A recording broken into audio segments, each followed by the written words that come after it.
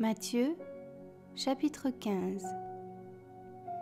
Alors des pharisiens et des scribes vinrent de Jérusalem auprès de Jésus et dirent : « Pourquoi tes disciples transgressent-ils la tradition des anciens ? Car ils ne se lavent pas les mains quand ils prennent leur repas. » Il leur répondit : « Et vous, pourquoi transgressez-vous le commandement de Dieu au profit de votre tradition ? Car Dieu a dit : Honore ton père et ta mère, et celui qui maudira son père ou sa mère sera puni de mort. Mais vous, vous dites : celui qui dira à son père ou à sa mère : ce dont j'aurais pu t'assister est une offrande à Dieu, n'est pas tenu d'honorer son père ou sa mère. Vous annulez ainsi la parole de Dieu au profit de votre tradition. Hypocrite, Ésaïe a bien prophétisé sur vous quand il a dit : ce peuple m'honore des lèvres, mais son cœur est éloigné de moi. C'est en vain qu'il m'honore, en enseignant des préceptes qui sont des commandements d'hommes. Ayant appelé à lui la foule, il lui dit : écoutez et comprenez. Ce n'est pas ce qui entre dans la bouche qui souille l'homme, mais ce qui sort de la bouche, c'est ce qui souille l'homme. Alors ses disciples s'approchèrent et lui dirent : sais-tu que les pharisiens ont été scandalisés des paroles qu'ils ont entendues ? Il répondit : toute plante que n'a pas plantée mon Père céleste sera déracinée. Laissez-les, ce sont des aveugles qui conduisent des aveugles. Si un aveugle conduit un aveugle, ils tomberont tous deux dans une fosse. Pierre, prenant la parole, lui dit : explique-nous cette parabole. Et Jésus dit : vous aussi, êtes-vous encore sans intelligence ? Ne comprenez-vous pas que tout ce qui entre dans la bouche va dans le ventre, puis est jeté dans les lieux secrets ? Mais ce qui sort de la bouche vient du cœur, et c'est ce qui souille l'homme. Car c'est du cœur que viennent les mauvaises pensées, les meurtres, les adultères, les impudicités, les vols, les faux témoignages, les calomnies. Voilà les choses qui souillent l'homme. Mais manger sans s'être lavé les mains, cela ne souille point l'homme. Jésus étant parti de là, se retira dans le territoire de Tyr et de Sidon. Et voici, une femme cananéenne qui venait de ces contrées lui cria : « Aie pitié de moi, Seigneur, fils de David. Ma fille est cruellement tourmentée par le démon. » Il ne lui répondit pas un mot, et ses disciples s'approchèrent et lui dirent avec instance : « Renvoie-la, car elle crie derrière nous. » Il répondit : « Je n'ai été envoyé qu'aux brebis perdues de la maison d'Israël. » Mais elle vint se prosterner devant lui, disant : « Seigneur, secours-moi !» Il répondit : « Il n'est pas bien de prendre le pain des enfants et de le jeter aux petits chiens. »« Oui, Seigneur, dit-elle, mais les petits chiens mangent les miettes qui tombent de la table de leur maître. » Alors Jésus lui dit : « Femme, ta foi est grande, qu'il te soit fait comme tu veux. » Et à l'heure même, sa fille fut guérie. Jésus quitta ces lieux et vint près de la mer de Galilée. Étant monté sur la montagne, il s'y assit. Alors s'approcha de lui une grande foule, ayant avec elle des boiteux, des aveugles, des muets, des estropiés et beaucoup d'autres malades. On les mit à ses pieds et il les guérit, en sorte que la foule était dans l'admiration de voir que les muets parlaient, que les estropiés étaient guéris, que les boiteux marchaient, que les aveugles voyaient, et elle glorifiait le Dieu d'Israël. Jésus, ayant appelé ses disciples, dit : « Je suis ému de compassion pour cette foule, car voilà 3 jours qu'ils sont près de moi et ils n'ont rien à manger. Je ne veux pas les renvoyer à jeun, de peur que les forces ne leur manquent en chemin. » Les disciples lui dirent : « Comment nous procurer dans ce lieu désert assez de pain pour rassasier une si grande foule ? » Jésus leur demanda : « Combien avez-vous de pain ? » 7, répondirent-ils, et quelques poissons. Alors il fit asseoir la foule par terre, prit les 7 pains et les poissons, et après avoir rendu grâce, il les rompit et les donna à ses disciples qui les distribuèrent à la foule. Tous mangèrent et furent rassasiés, et l'on emporta 7 corbeilles pleines de morceaux qui restaient. Ceux qui avaient mangé étaient 4000 hommes, sans les femmes et les enfants. Ensuite, il renvoya la foule, monta dans la barque et se rendit dans la contrée de Magadan.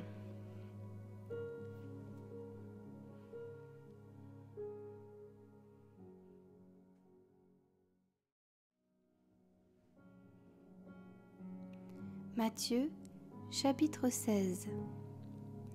Les pharisiens et les sadducéens abordèrent Jésus et, pour l'éprouver, lui demandèrent de leur faire voir un signe venant du ciel. Jésus leur répondit : « Le soir, vous dites, il fera beau, car le ciel est rouge, et le matin, il y aura de l'orage aujourd'hui, car le ciel est d'un rouge sombre. Vous savez discerner l'aspect du ciel, et vous ne pouvez discerner les signes des temps. Une génération méchante et adultère demande un miracle. Il ne lui sera donné d'autre miracle que celui de Jonas. » Puis il les quitta et s'en alla. Les disciples, en passant à l'autre bord, avaient oublié de prendre des pains. Jésus leur dit : « Gardez-vous avec soin du levain des pharisiens et des sadducéens. » Les disciples raisonnaient en eux-mêmes et disaient : « C'est parce que nous n'avons pas pris de pain ?» Jésus, l'ayant connu, dit : « Pourquoi raisonnez-vous en vous-même, gens de peu de foi, sur ce que vous n'avez pas pris des pains ? Êtes-vous encore sans intelligence ? Et ne vous rappelez-vous plus les 5 pains des 5000 hommes et combien de paniers vous avez emportés ? Ni les 7 pains des 4000 hommes et combien de corbeilles vous avez emportés ? Comment ne comprenez-vous pas que ce n'est pas au sujet de pain que je vous ai parlé ? Gardez-vous du levain des pharisiens et des sadducéens. » Alors, ils comprirent que ce n'était pas du levain du pain qu'il avait dit de se garder, mais de l'enseignement des pharisiens et des sadducéens. Jésus, étant arrivé dans le territoire de Césarée de Philippe, demanda à ses disciples : « Qui dit-on que je suis, moi, le Fils de l'homme ? » Ils répondirent : « Les uns disent que tu es Jean-Baptiste, les autres Élie, les autres Jérémie ou l'un des prophètes. Et vous, leur dit-il, qui dites-vous que je suis ? » Simon-Pierre répondit : « Tu es le Christ, Fils du Dieu vivant. » Jésus, reprenant la parole, lui dit : « Tu es heureux, Simon, fils de Jonas, car ce ne sont pas la chair et le sang qui t'ont révélé cela, mais c'est mon Père qui est dans les cieux. Et moi, je te dis que tu es Pierre, et que sur cette pierre je bâtirai mon église, et que les portes du séjour des morts ne prévaudront point contre elle. Je te donnerai les clés du royaume des cieux. Ce que tu lieras sur la terre sera lié dans les cieux, et ce que tu délieras sur la terre sera délié dans les cieux. » Alors il recommanda aux disciples de ne dire à personne qu'il était le Christ. Dès lors, Jésus commença à faire connaître à ses disciples qu'il fallait qu'il allât à Jérusalem, qu'il souffrit beaucoup de la part des anciens, des principaux sacrificateurs et des scribes, qu'il fut mis à mort et qu'il ressuscita le 3e jour. Pierre, l'ayant pris à part, se mit à le reprendre et dit : « À Dieu ne plaise, Seigneur, cela ne t'arrivera pas. » Mais Jésus, se retournant, dit à Pierre : « Arrière de moi, Satan, tu mets en scandale, car tes pensées ne sont pas les pensées de Dieu, mais celles des hommes. » Alors Jésus dit à ses disciples : « Si quelqu'un veut venir après moi, qu'il renonce à lui-même, qu'il se charge de sa croix et qu'il me suive. car celui qui voudra sauver sa vie la perdra, mais celui qui la perdra à cause de moi la trouvera. Et que servirait-il à un homme de gagner tout le monde s'il perdait son âme? Ou que donnerait un homme en échange de son âme? Car le Fils de l'homme doit venir dans la gloire de son Père avec ses anges, et alors il rendra à chacun selon ses œuvres. Je vous le dis en vérité, quelques-uns de ceux qui sont ici ne mourront point, qu'ils n'aient vu le Fils de l'homme venir dans son règne.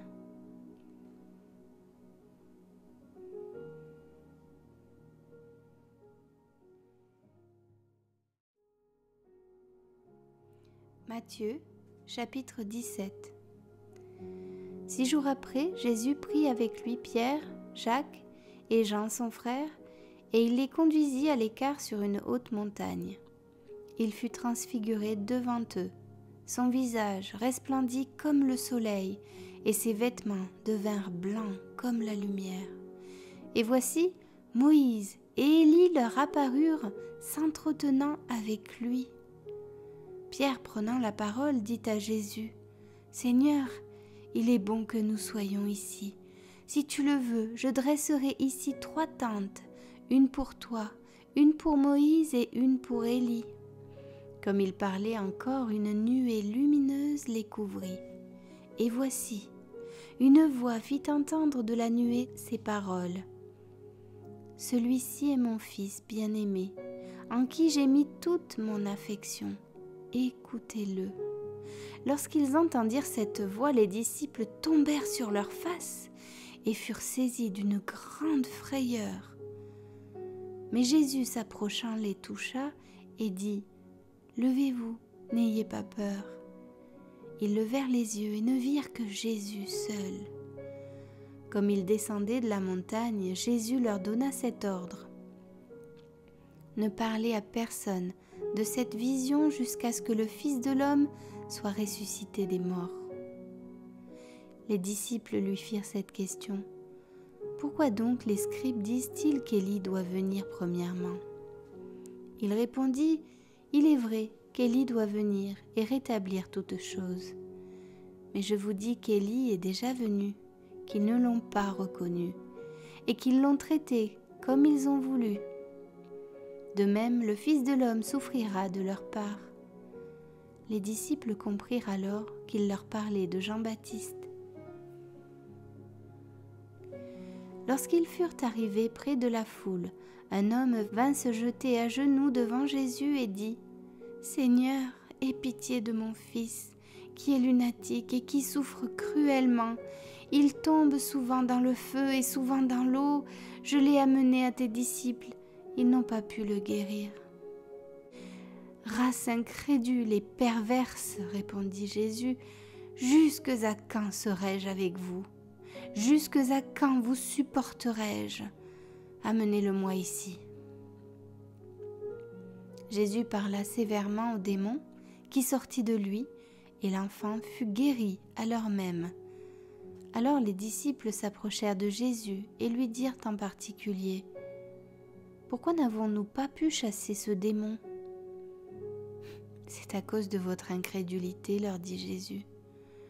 Je vous le dis en vérité, si vous aviez de la foi comme un grain de sénévé, vous diriez à cette montagne, transporte-toi d'ici là, et elle se transporterait. Rien ne vous serait impossible. Mais cette sorte de démon ne sort que par la prière et par le jeûne. »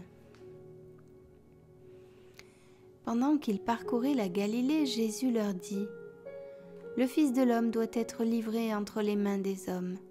Ils le feront mourir, et le 3e jour il ressuscitera. » Ils furent profondément attristés. Lorsqu'ils arrivèrent à Capernaum, ceux qui percevaient les 2 drachmes s'adressèrent à Pierre et lui dirent, « Votre maître ne paie-t-il pas les 2 drachmes ?» « Oui, dit-il. » Et quand il fut entré dans la maison, Jésus le prévint et dit, « Que t'en semble, Simon? Les rois de la terre, de qui perçoivent-ils des tributs ou des impôts? De leurs fils ou des étrangers? » Il lui dit, « Des étrangers. » Et Jésus lui répondit, « Les fils en sont donc exempts. Mais pour ne pas les scandaliser, va à la mer, jette l'hameçon et tire le premier poisson qui viendra, ouvre-lui la bouche et tu trouveras un statère. Prends-le et donne-le leur pour moi et pour toi.